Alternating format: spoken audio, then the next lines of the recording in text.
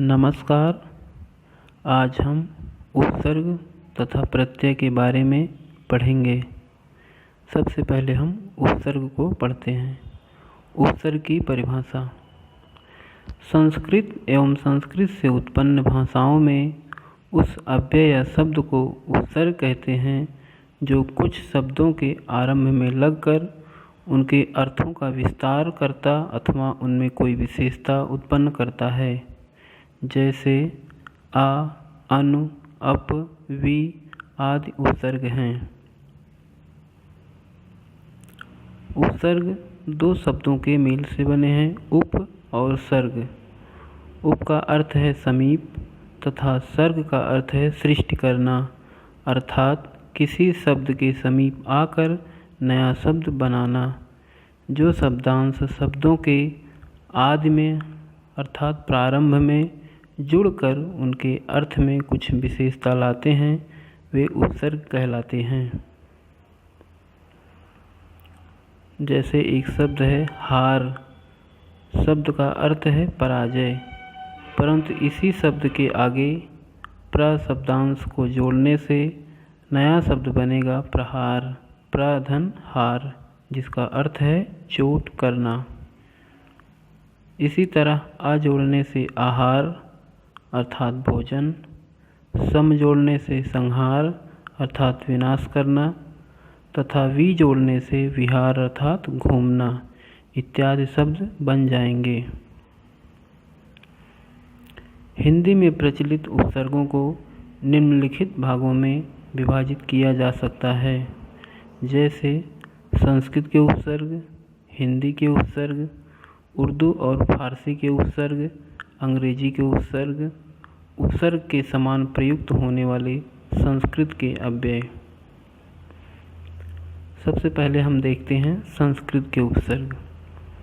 संस्कृत में 22 उपसर्ग माने गए हैं, जो इस प्रकार हैं: प्रा, परा, अप, सम, अनु, औ, निस, निर, दुस, दुर, वि, आ, नि, अधि, अपि, अति, सु, उत या उद, अभि, प्रति, परि तथा उप।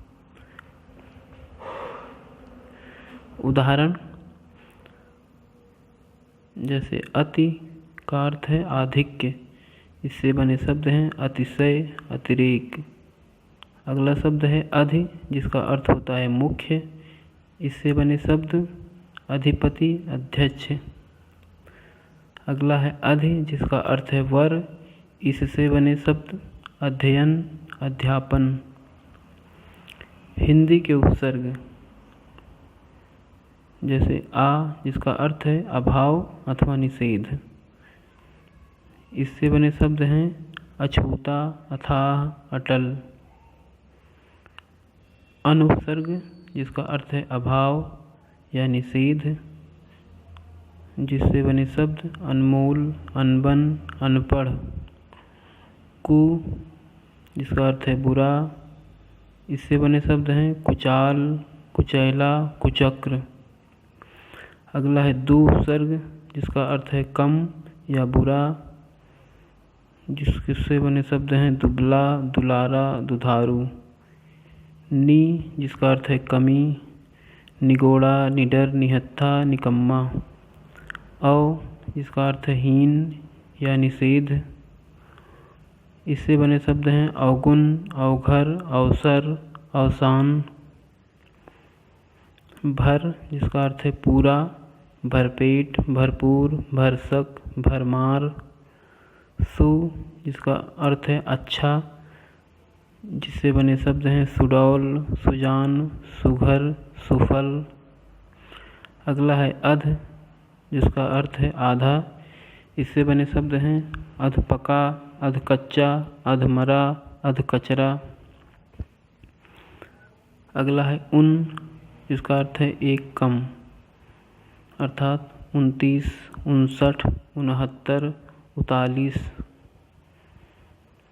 39।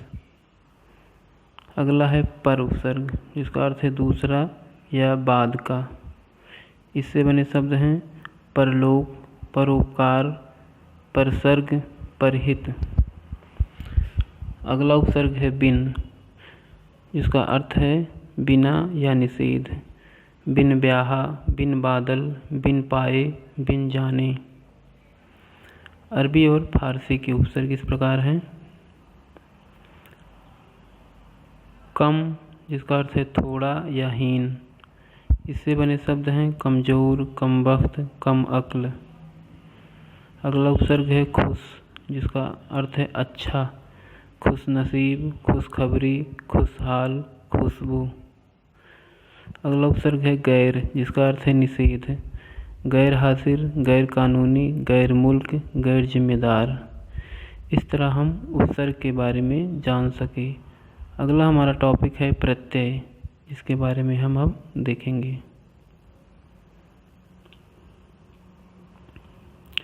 सबसे पहले हम इसकी परिभाषा देखते हैं। प्रति और अय दो शब्दों के मेल से प्रत्यय शब्द का निर्माण हुआ है। प्रति का अर्थ साथ में पर बाद में, अय का अर्थ होता है चलने वाला। इस प्रकार प्रत्यय का अर्थ हुआ शब्दों के साथ पर बाद में चलने वाला या लगने वाला शब्दांश। अतः जो शब्दांश के अंत में जोड़े जाते हैं उन्हें प्रत्यय कहते हैं।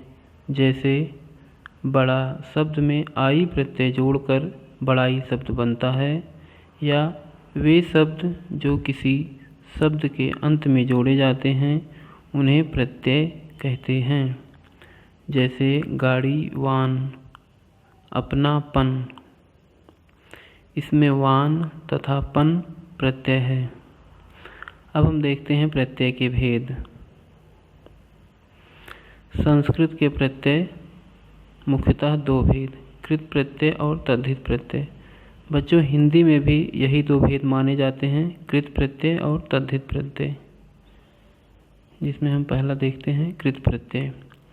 क्रिया अथवा धातु के बाद जो प्रत्यय लगाए जाते हैं उन्हें कृत प्रत्यय कहते हैं। कृत प्रत्यय के मेल से बने शब्दों को कृदंत कहते हैं। कृत प्रत्यय के उदाहरण: अक प्रत्यय से बने शब्द लेखक, नायक, गायक, पाठक। अक्कड़ प्रत्यय से बने शब्द भुलक्कड़, घुमक्कड़, पियक्कड़। आक प्रत्यय से बने शब्द तैराक, लड़ाक। अब हम देखते हैं तद्धित प्रत्यय। संज्ञा, सर्वनाम तथा विशेषण के अंत में लगने वाले प्रत्यय को तद्धित प्रत्यय कहा जाता है। तद्धित प्रत्यय से मेल से बने शब्द को तद्धितांत कहते हैं। अब हम इनके कुछ उदाहरण देखते हैं। जैसे लघु में ता प्रत्यय से लघुता, बड़ा में आई प्रत्यय जोड़ने से बड़ाई, सुंदर में ता प्रत्यय जोड़ने से सुंदरता, बूढ़ा में पा प्रत्यय जोड़ने से बुढ़ापा। बच्चों, इस प्रकार हम उपसर्ग और प्रत्यय के बारे में जान पाए। धन्यवाद।